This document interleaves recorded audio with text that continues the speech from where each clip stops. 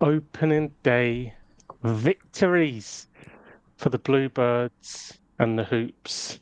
Buzzing with that. I can't remember the last time that we've both been happy about the overall results. And a little side note, because do you know what, Mug? I forgot. I forgot how fucking shape they are, man. I forgot. Is your mother well, Fuck. by the way? She's well, mate. She's well. Happy Play that days. intro.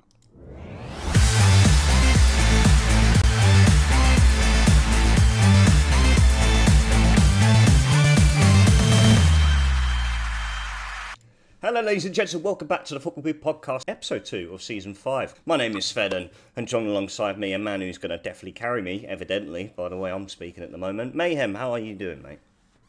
Well, good, mate. I'm good. I'm speaking only in factual transfer deals and rumours, and not getting into that any more than that. Otherwise, um, yeah, it may melt down a little bit. But um, apart from that, mate, we're back to winning ways, back to doing what we do best, and the BBM era has started in the most beautiful of ways. Early kickoff, pressure on, opening day. What have you got? And Cardiff delivered in all Cardiff aspects. You delivered because you didn't make it fucking easy. And who'd want to support a football team that just wins 4-0 every week? Boring. Yeah, I know, right? Nah, proud performance, man. Really, really proud performance. I must say, before we get into the actual game itself, I saw a wild statistic going into that game. This time last season, Errol Bullitt fielded 3 midfielders with the combined age of 93. This time, on Saturday, come Saturday, we had 7 academy graduates in that starting 11. Yeah. Night and day. And Ryan Wintle. And Ryan Wintle, yes, of course, he's still knocking about. I watched the game with Gondor, who unfortunately can't be here tonight, and watched it with Kian as well. Kian was intrigued to see how we play, as of course Brian Barry Murphy was a coach at the elite development squad of Man City, so he was a little bit intrigued to see how the style of play was, and again he was drawing comparisons from Rodri to Ryan Wintle. I'm like, mate, lay off the Guinness now. Yeah.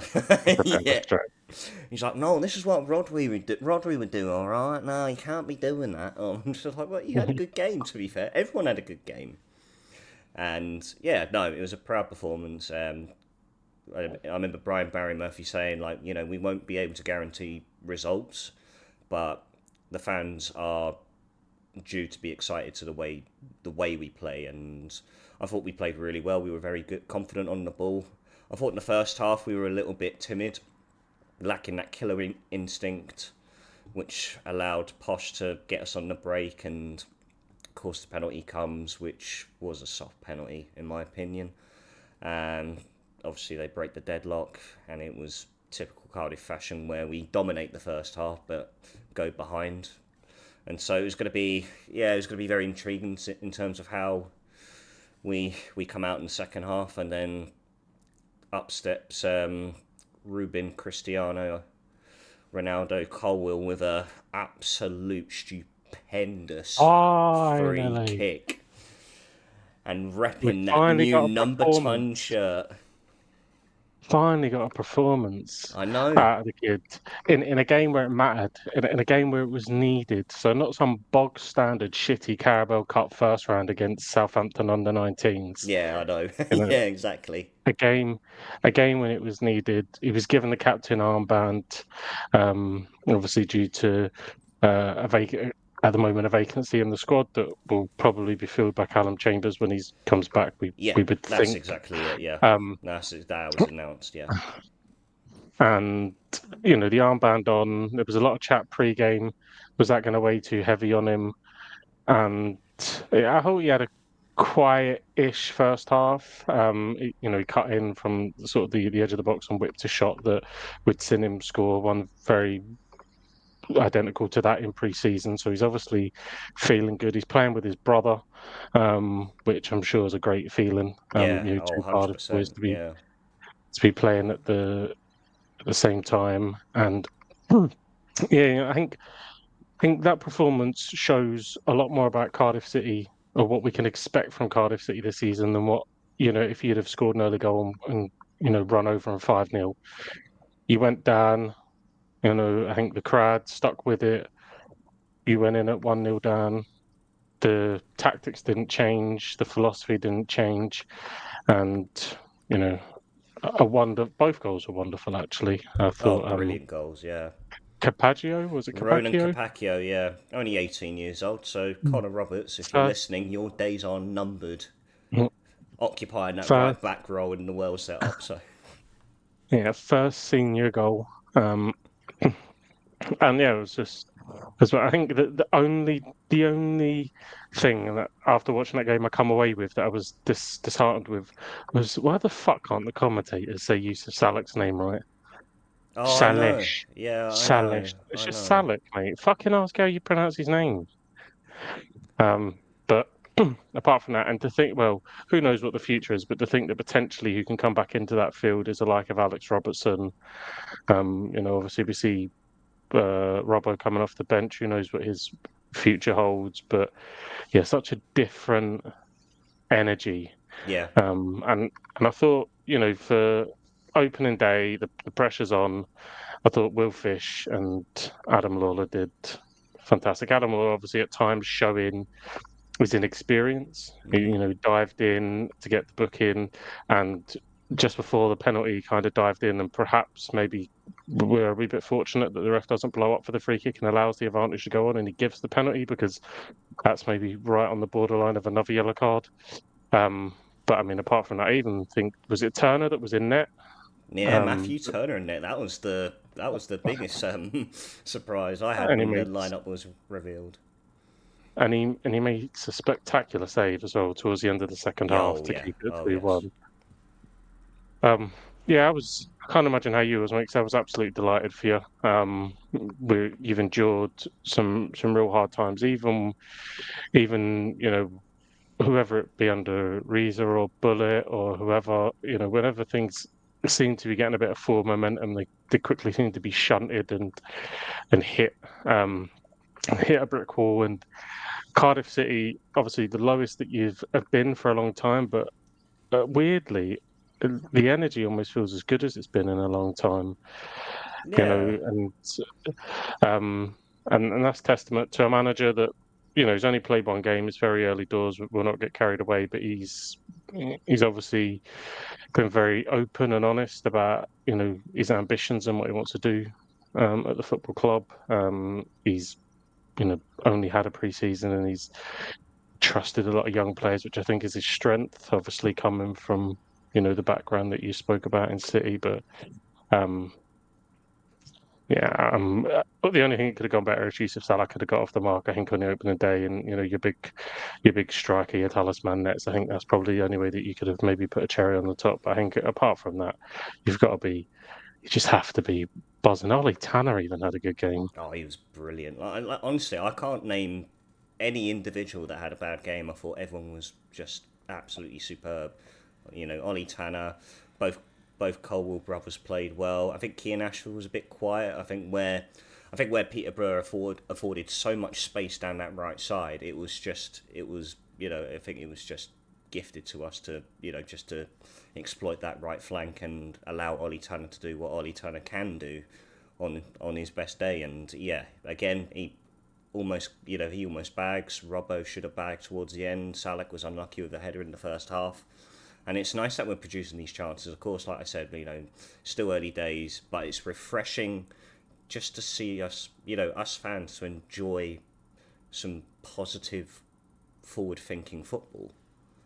And Yeah, and I obviously, mean, yeah, because we've been so frustrated the last 3-4 seasons, and I know we've dropped down to League One now, but I think more than that, we just need some life being, pumped back into the club. Like us as fans, I think the squad as well, and Brian Barry Murphy so far, who I think has done superbly well, the way he's spoken and has envisioned how he can get the best out of this squad and to put so much faith into these young players. And by the way, props to Darren Purse as well for the hard work he's putting in to, get these players to the point they're at right now. And, and it's, again, it's always like a conflicting factor in terms of, well, after that performance, do we really need to add? And of course we do.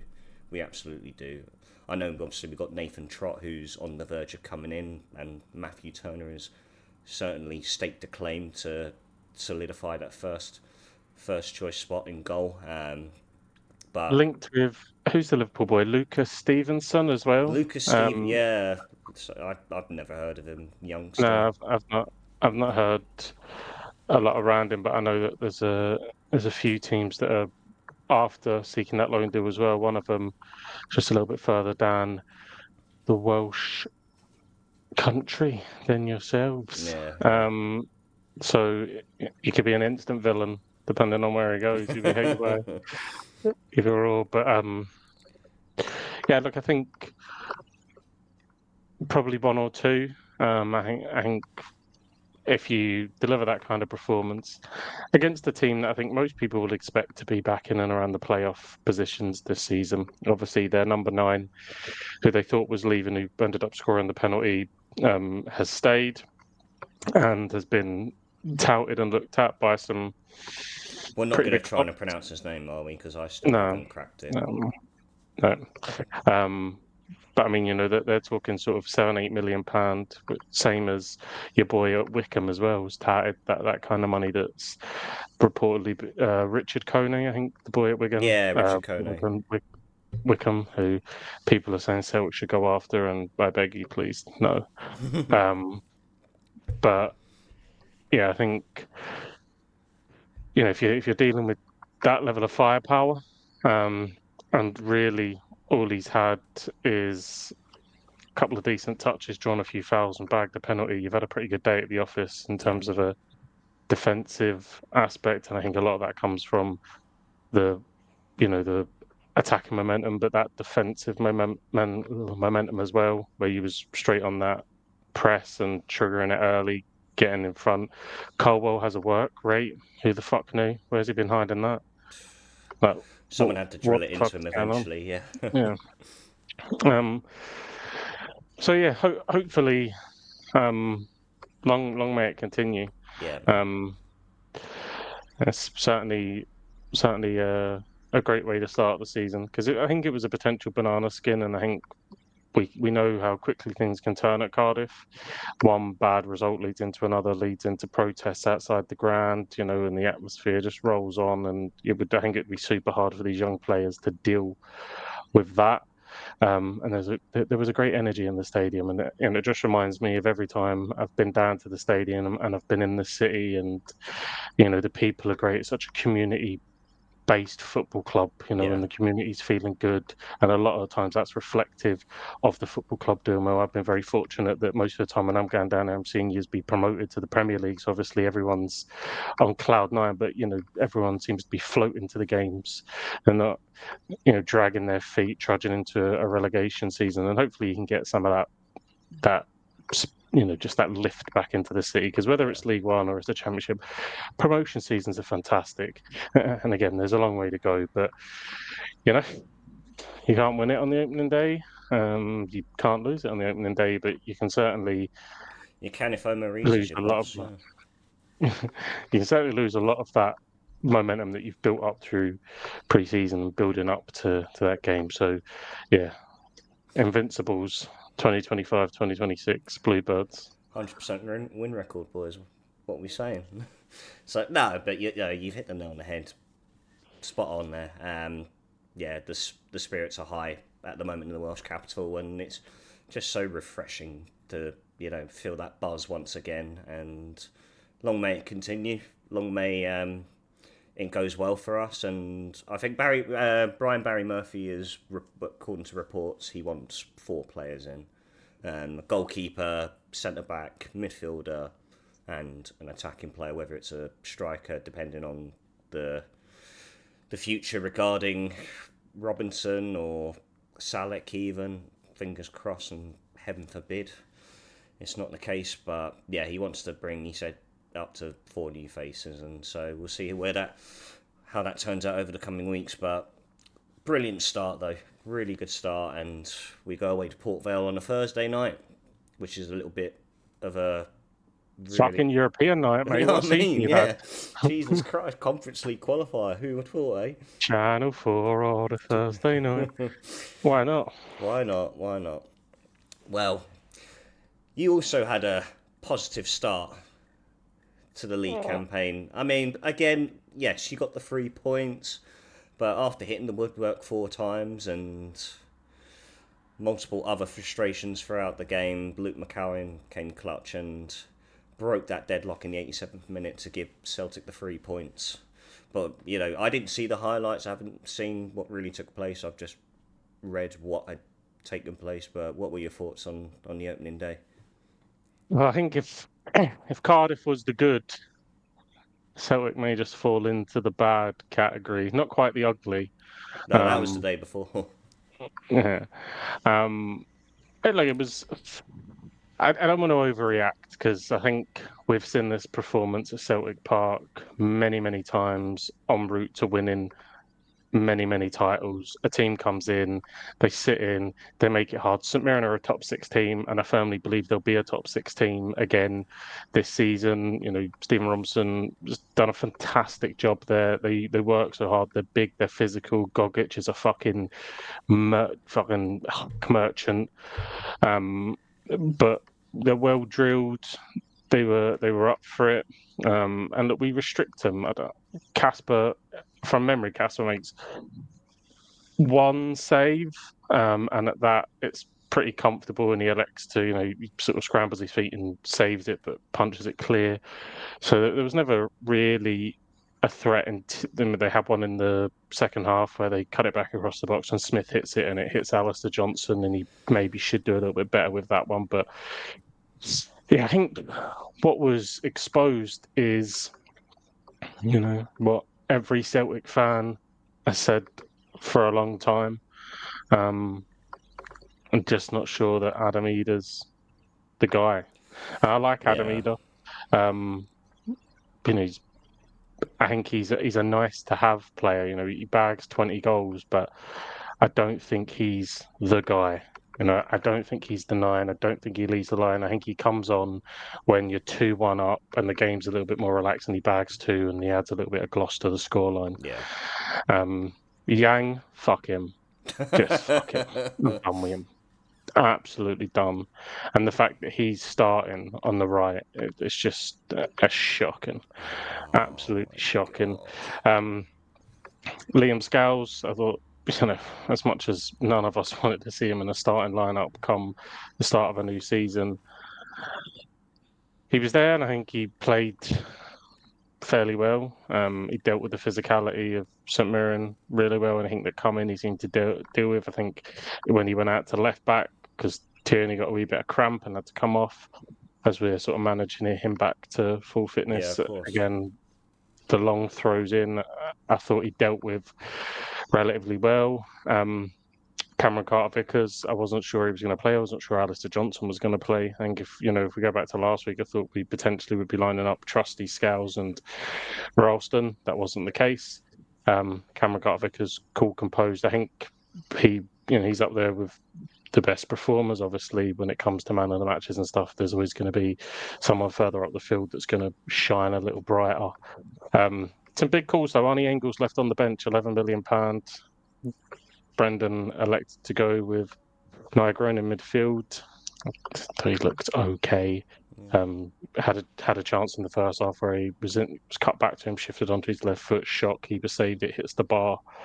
But he looked okay. I mean, is there much between him and Arnie Engels? Difficult to tell at this point, but going off of one game, probably not. Well, we don't really know his best position either yet. I know when he first came in, he said he's very versatile. He can play out wide. He can play in that midfield three, and I feel like he's one that we've still got to work out as the weeks go on. Yeah, Perhaps. I mean, it didn't look like he had a crazy amount of pace. I would worry about what kind of winger he would be. Okay. I don't think he's a Brendan Rodgers style winger. I think he is going to be utilised in that kind of attacking playmaker role that we kind of play off the three. I thought Hatate was pretty quiet, didn't do much. McGregor was okay. Thought Tierney looked decent. Maeda, just had a real Maeda game. Fortunately, that's days of Maeda. Some games he'll bag you a hat trick, and other games he'll struggle to control the football. This was one of the latter. So I think there is holes. I think Brendan's mentioned that he does want a few more in, and we certainly looked weak in the attacking area. All that being said, Luke McCowan off the bench. We keep going right to the death. A little deflection, so he's maybe a bit fortuitous that it goes in, but we hit the fucking bar and post so much that St Mirren can't complain about us getting a little bit of luck. And he's off the bench and he makes a telling contribution. I think the trick now for Luke is to be more consistent when he gets the chance to start games, because last season we see him do this, come off the bench and have a real impact. I think he needs to start doing that from the start and really stake his claim, because he's dug us out a hole there. Saturday we were laughing. We were fucking laughing. I was laughing for for two reasons, that's for sure.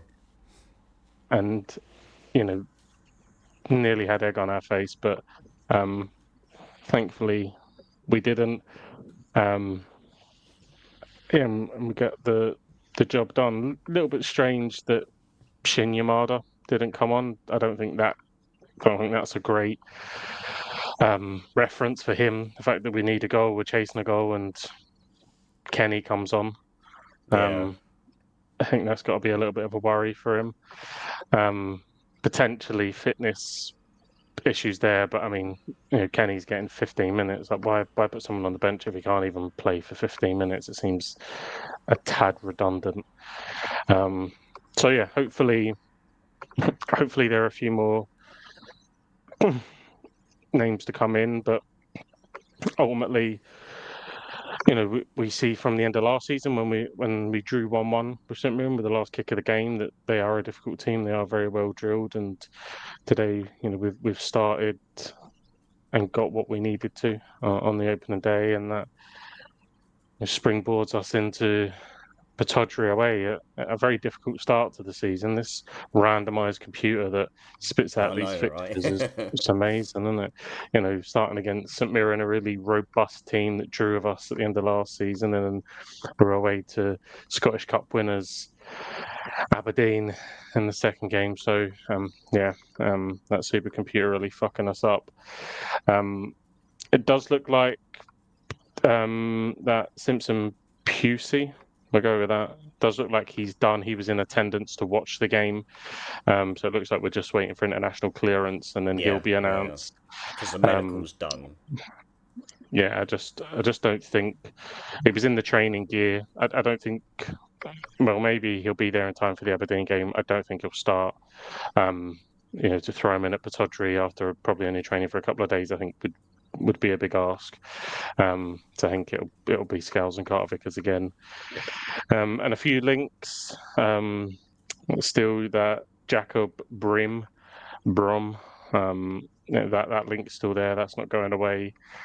So we'll see what happens with that. Lennon Miller has basically given an exit message to the Motherwell fans. So He'd be a nice little signing, Lennon Miller. Yes, I guess, but I don't know. Like, he's still young, though. He's still only 19. Yeah, I mean, it's such a risk with these, because for every John McGinn, there's a David Turnbull. You know what I mean? Yeah, no, of course. So, he's still young, and I guess when you're top of the pile in Scotland, the best young players want to come to you, and then it's your responsibility to develop them. So maybe I'm not fully sold on it, to be honest. Um, I think when we're looking round, he's done okay. Motherwell fans will tell you he's a phenomenal talent, but I think he's done okay. There's been other midfielders that have outshone him in the league, which wasn't quite the case when we were looking at Luke McCowan. He was doing fantastic things at Dundee, Yeah. and we've gone out and brought him for £1 million. Lennon Miller, because of his age, will not be £1 million. Um, so yeah, It's we just an will. all wait and see, isn't it? Yeah, we'll 100%. That's it. We'll wait and see what comes of that. It Yeah, also feels like Brendan Rodgers is in the same boat with the fans as well. It's like, oh, someone fucking strangle Peter Laurel now, please. yeah, and the full recruitment team and just everyone, just some of the links. And I'm not going to get into it, but um, No, no. yeah, we obviously found out there's a load of talk about the big qualifier that's coming up. We found out that we'll be taking on either Slavia Bratislava or FC Karate Olomati. Okay. So you would expect Bratislava to make it through. We've seen a few shocks in the Champions League um, thus far, so um, who knows? Who But knows? you'd expect it to be Bratislava that we take on. Yeah, but overall, 5 out of 10 for the match. Some room to work. Hopefully, some players to get in across August and set us up for obviously the qualifier and the start to the season that we have. Obviously, away to Aberdeen and then away at Ibrox as well before the end of August. It isn't the easiest start, but get through all of that and we'll be 5 points clear of them already. Oh, I tell you uh, what, we'll certainly be having a twist and shout. mate, look, we can laugh all we want, but wait until this takeover goes through and they'll be serious. Not if you got the fucking BTEC Ryland managing your club. Slimy bastard. Oh, honestly, I was loving the head loss though. He chucked him all under the bus. I Fair enough. know! Motherwell actually played really, really well. I only turned it on for the second half. I didn't watch the first half. But Motherwell were in control, and by the sounds of it, from the meltdown from Chris Boyd after the game, Rangers weren't much better in the first half. Although they obviously um, scored from a corner. So, but I think Motherwell. I mean, Sparrow goes through right at the end. He should arguably score and make it 2-1, and it could be even worse. Yeah. So I think Motherwell are a little bit disappointed that they've come away with a point, although that would never be their mindset. Normally if they can get points off of either of the Glasgow teams, they're obviously going to be delighted. But from what we heard, they were pretty good. And obviously they've got a new manager in as well, and they've made great strides. Again, the panel, Chris Boyd, James McFadden, Chris Sutton were talking about the Peterhead game a couple of weeks before where Motherwell looked really, really poor. And they've you know changed a lot. Again, playing that modernised play out from the back, but they looked far more aware and understanding of the system, whereas some teams just kind of pass around the back and they're not going anywhere. They looked to have a real purpose about them. I thought Slattery played quite well from what I saw. Mm. Um, yeah, I think the defence that they knocked it about really well and at times cut Rangers open. So bodes well for them. Really positive start to the season for them. And it's always 3 years in a row where they don't win on the opening day. Fucking inject it into my veins, mate. 3 Absolutely years inject in a it. row. My word. Especially after, of course they've been very proactive in the window as well, and obviously they've most recently signed Tottenham youngster Mikey Moore on loan as well. Like there Mm-hmm. was a few like appealing names that came in who bought into the project that Russell Martin looks to bring to Rangers, Well, and it'd be interesting to Max, see how they bounce back after those yeah, those Max Aaron's honest looked. words he shared. Max Aaron's looked off it. I Yeah, mean, I don't think he's a left back, is he? He's a right back. he's a right back. Well, all right. Well, He was being played at left back. Maybe that's potentially why he looked a little bit uncomfortable. But I see a lot of scathing reviews for Jack Butland. Again, I didn't see all of the game. I actually thought he made a couple of decent saves, and without him, they lose the match. But again, I haven't watched it all, so I can only assume that the angry bears that were frothing at the mouth are correct about his performance. England's number one, though. Cyril Dessa's come on as well. Yeah, the party hero. Um, Fair play to him. Like he gets slaughtered. He bangs 20 goals a season for him, and apparently he's not good enough. But again, I only watch him when he's on the losing side of the derbies. So fair play to him. So yeah, look, overall average performance, but we come away from the weekend 2 points up and potentially looking at Hibs and Hearts. Hearts play Aberdeen. Hearts have had a really, really good start to the season. Won all 4 of their Premier Cup group games. Had a really impressive performance against Sunderland in a pre-season friendly. So it'll be interesting to see how Derek McInnes kicks off the league campaign against Aberdeen. And we'll keep an eye on that because potentially they could be who we're fighting for the title with. Who knows? Wouldn't that be funny? The 69ers come in and they finish third. It would be hilarious. Oh, mate, tell you. We'll be here for it completely. But yeah, no, exciting times ahead to look forward to, and of course it seems to be very unpredictable who's going to be up there with Celtic, because it's going to be Celtic and someone else, as it normally is. And yeah, no, a few positive starts from the likes of Motherwell and Hearts, and not Hearts yet. Hearts yet, but again, they've looked in good form. Hibs. Yeah, Hibs obviously beating Dundee. So they've started really well. Again, obviously still under David Gray, and we know the successful run that they went on last season, so I'm sure they're targeting third place again and looking to be best of the rest, or potentially second, who fucking knows. Falkirk were back for the first time in 10 years. Looks like another plastic pitch. So I hope they go down as quickly as they've gone up. I was about to say, go on a Falkirk. But yeah, they drew 2-2 with Dundee United, which is a positive result. Yeah, considering Dundee United were one of the success stories of last season. Kilmarnock drew 2-2 with Livingston. The battle of the plastic services, fucking both. I wish 3 teams could go down this season. But yeah, they drew. I think they drew 2-2. A lot of draws around the place on the opening day, and obviously Kilmarnock are life without Derek McInnes. And they've started they have started poorly. That's 100% a game they would have targeted 3 points from. Livingston just being promoted, and we'll have Ross County to thank for that. So well done, County. Well done. So yeah, I hope that we go out and make the signings that Rodgers wants. Otherwise, I think a few people have said, and some of the clips I've listened to, that this year's league could be a lot more competitive and a lot more close. I think that's true. I don't think we're as strong as we were 2 years ago. And when we're not going to have Jota till probably the new year. Nicholas Coon's moved on, Matt O'Reilly's gone, Kyogo's gone.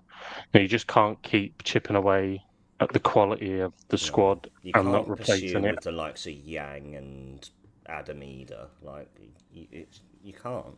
Yeah, like I said, Adam Eder's a nice to have. If you're 2-1 up and the game's a little bit stretched, I'm sure he'll come on and he'll score goals. He showed that last season.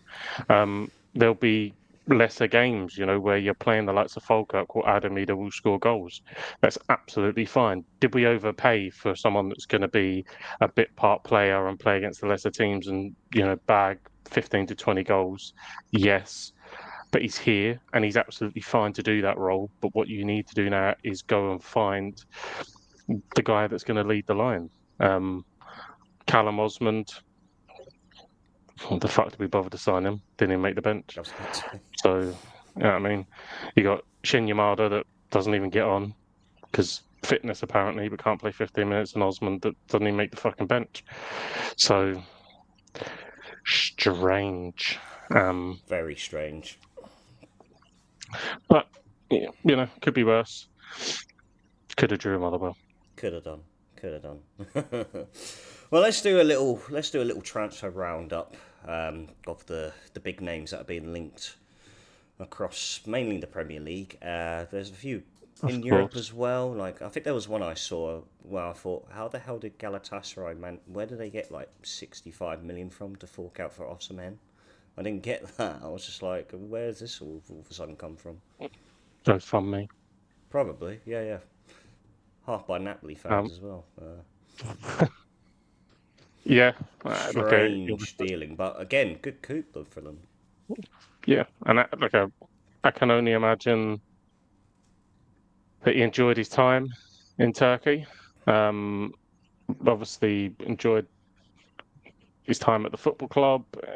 Obviously enjoyed the atmosphere because there's no doubt he had bigger suitors, and he's decided to make it permanent with Galatasaray for a bit of a crazy fee, but he's made it permanent. So yeah, fair play to him. He'll tear the league apart.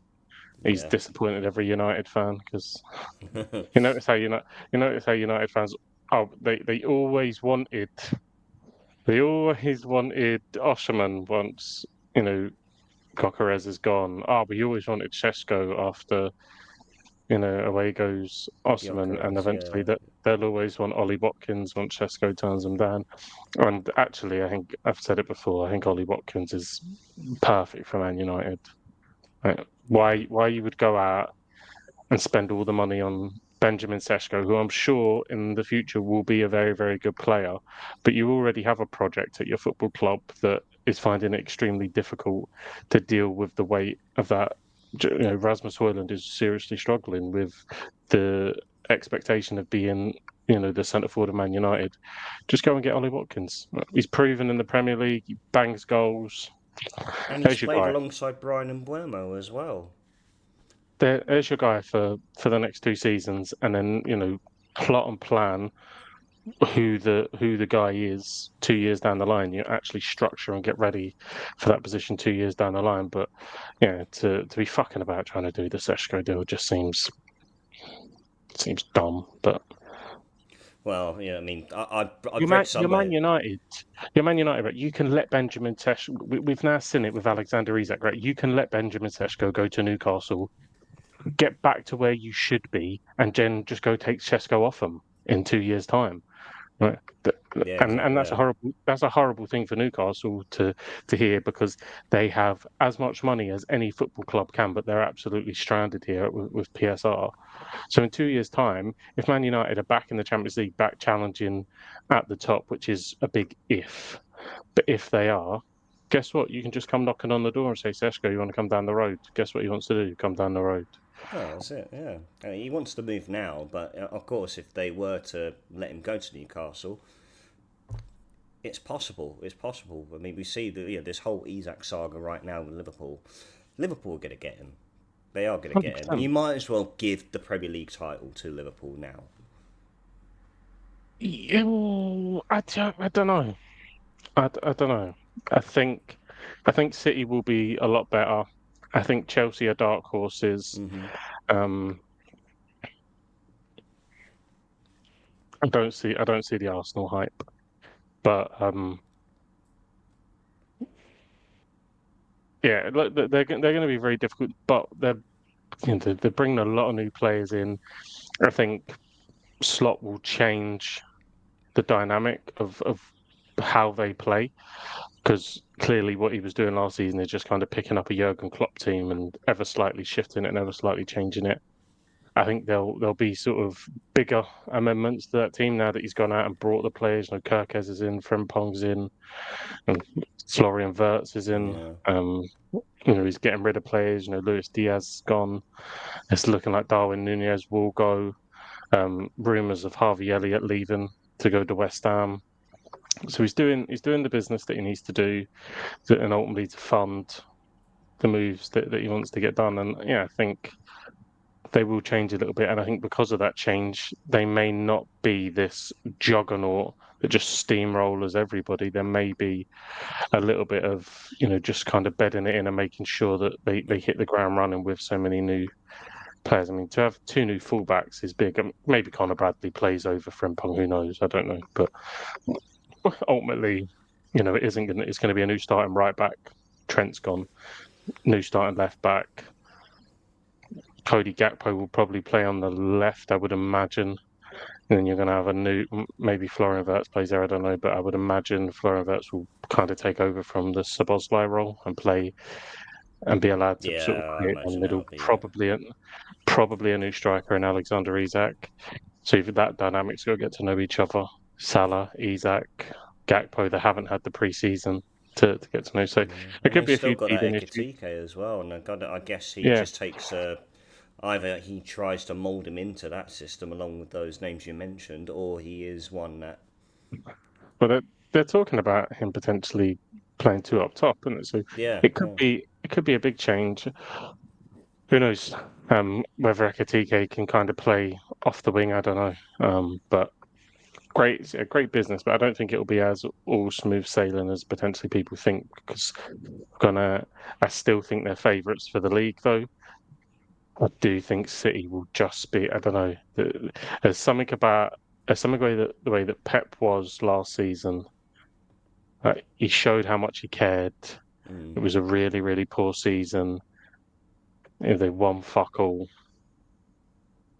I think they could be a real issue, especially when they click as well. To have I think Reinders is a wonderful player, an incredible player, yeah, and once they get Rodri back fit and playing the games that they want him to play, and they start using Reinders in that 8 position to really go box to box, I think that's where he thrives. Certainly where he did for you know AC Milan.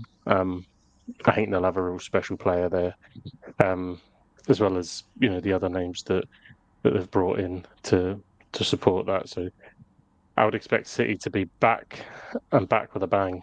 Um, James Trafford as well. What's all that about? James Trafford. I don't know. What's all that about? Yeah, I know. Then again, it always feels like Edison's linked away from City every summer in recent years, but Yeah, I think he's been linked with a is it a Saudi deal? most likely, yeah. Um, so maybe, but I still think looking at his age and his profile and what he does with City, I still think he's got a couple of years in him. Should they want to keep him? Yeah, Trafford. he could still be brilliant. Yeah, I've never watched Trafford and thought elite. no, So I haven't seen enough of him to really, criticize him too much and criticize City well, over the signing of him. he was in net for Burnley going down, wasn't he? And then he got booted out of net, Yeah, so you couldn't have. which is Yeah, obviously Pep didn't have too many talks with Vincent Company about that. no, City obviously legend not. could have got on the phone to him. But yeah, I honestly think that they'll have a point to prove, and I think when you are a club that is so used to winning as City are, they've just been an absolute winning machine. I think coming away with nothing will really, really hurt them, and they'll have that bit between the teeth, and Pep will want to go again. Yeah, I think they'll be right up for it. Um, Yeah, and you sense that affection he had towards Man City as well last season. I think it was like around Christmas time when they went on a horrendous run of form, and yeah, a lot of fans. Obviously, you had the small margin of fans who were questioning if he was going to be kept on, was he going to be given the boot, or if he did what he'd done prior at Bayern and Barca, yeah, where he walked and away and announced he's going at the end of the season, but then he went and signed a new deal. yeah, I think we called it out on the pod as well because City fans get a lot of stick, right? They, plastic stick-ons, empty seats at the Etihad, all the cliches. Um, but there was a real great moment last season where I think they'd gone away to Leicester. They'd been on this shit run. They'd gone away to Leicester. Yeah. They won, and the fans in the corner were singing Pep's name. And it, Guardiola, we go. yeah, like loyalty is non-existent in football anymore. Every football fan is fickle. 1 minute, someone's your favourite player. The next minute, you want to boot it out the door. Same with the manager. And I think, some real knowledgeable fans there understanding what Pep has Oh, I've got done his at song football in club. my head now. Christ. It could be worse. Could be the Ruben Amorim one. There's a Um, Ruben Amorim one. oh I dear, don't. No, has no, he no, not no, no, no. Don't. No. I'll now? find out later. Okay, I'll find out later. Um, but yeah, I think they will be back. Another team that I think will be back to a degree. Yeah, absolutely. Tottenham Hotspur. And I've been very vocal about, was sacking Ange the correct thing to do?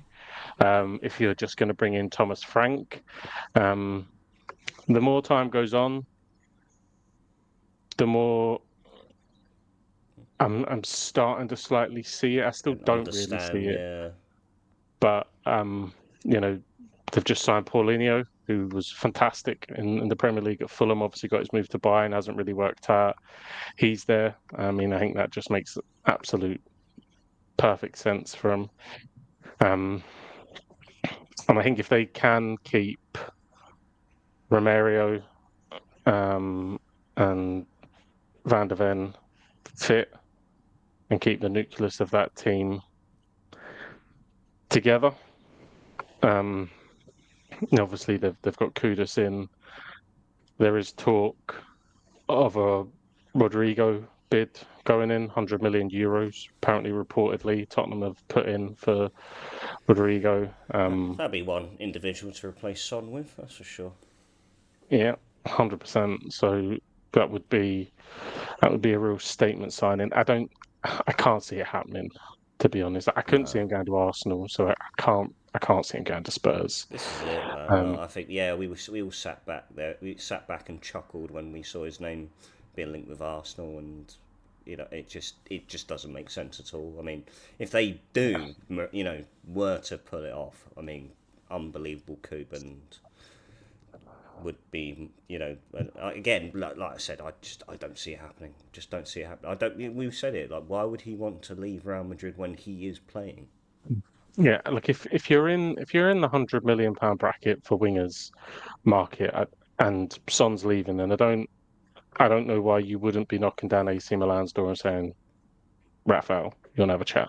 Yeah, Like, if you're going to go and spend that, um, because I think it's far easier to prize someone from any other club apart from Real Madrid. Like, Real Madrid is where everyone wants to go. yeah, And I don't ever think that you get the feeling of completed it at Madrid. You know what I mean? Like, they are such a winning machine that you've seen Modric go there, win everything, win a Ballon d'Or, and he still, wants to keep going, wants to play. And Benzema was there for years and years and years.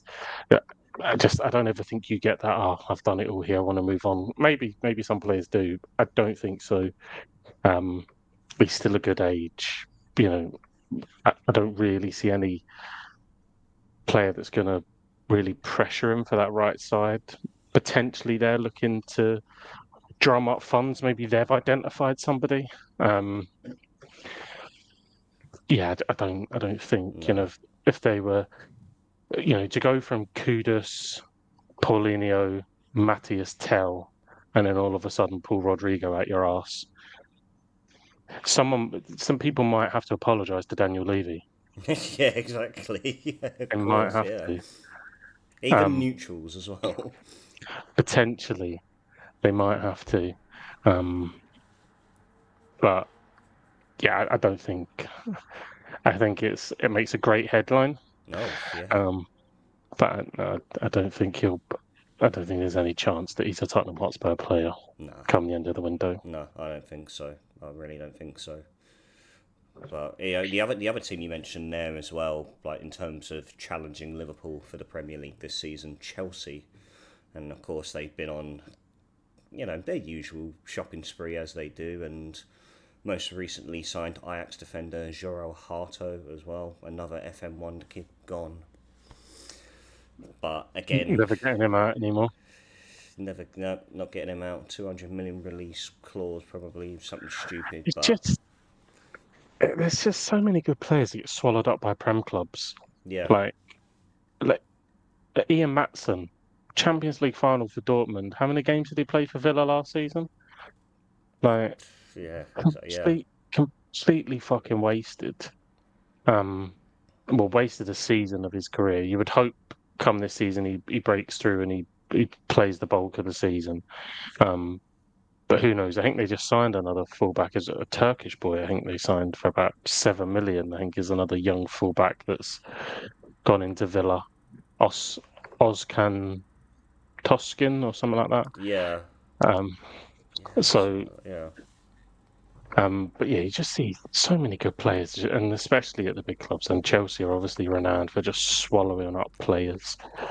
Um, but João Pedro, I think's a good move. Yeah, He looked good at the Club World Cup as much as you can take from that competition. if you watched it.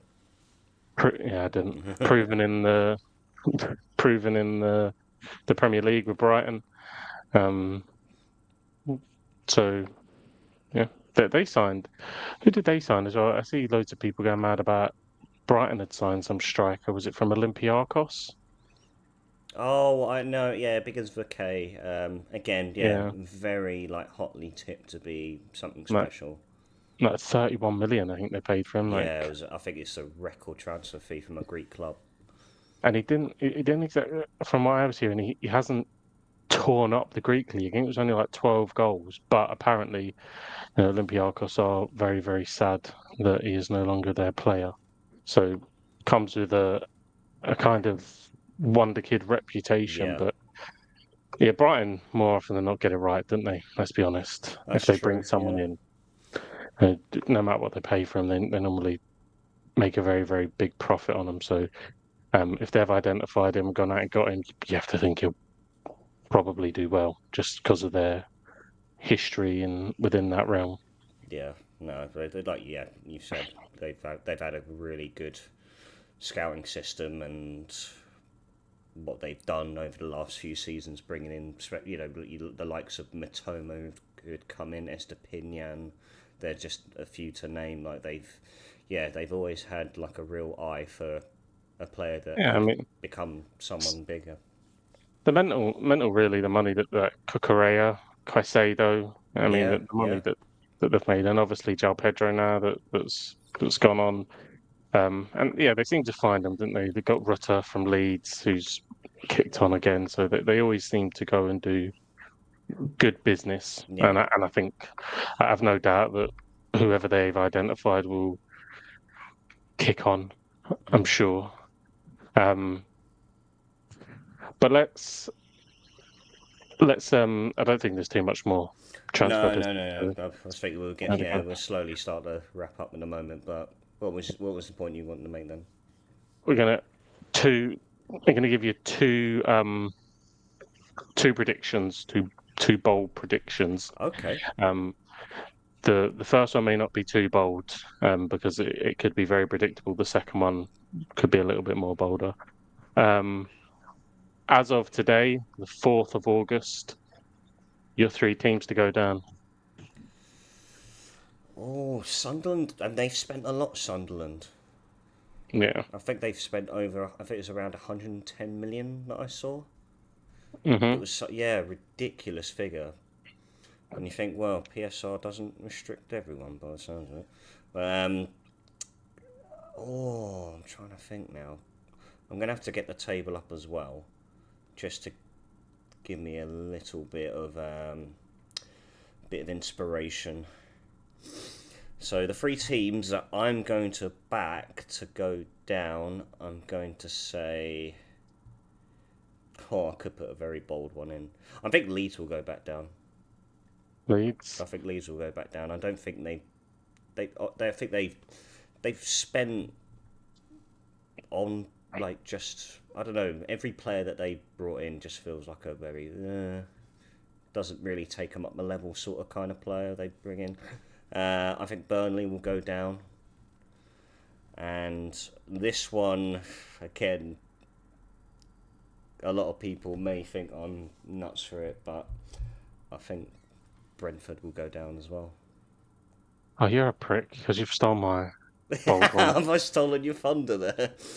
Um, Well, who I are your don't think three? Leeds. I don't think Leeds will go down.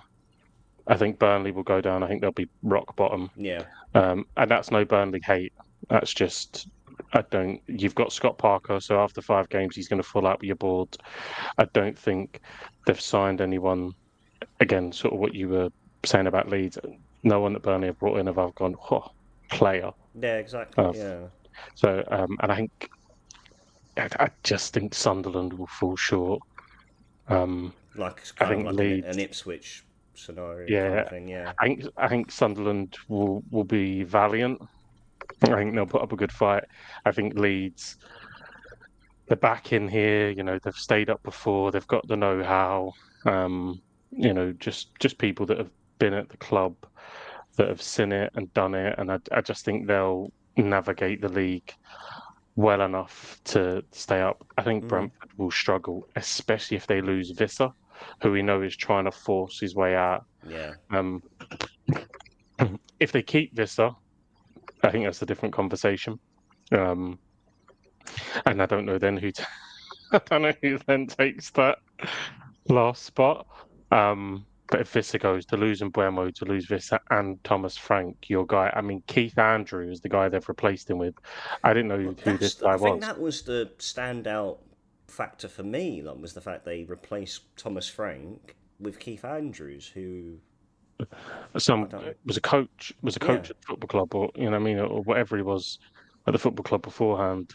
It's madness because there's definitely some managers out there that would have seen Brentford as a real exciting Yeah. project.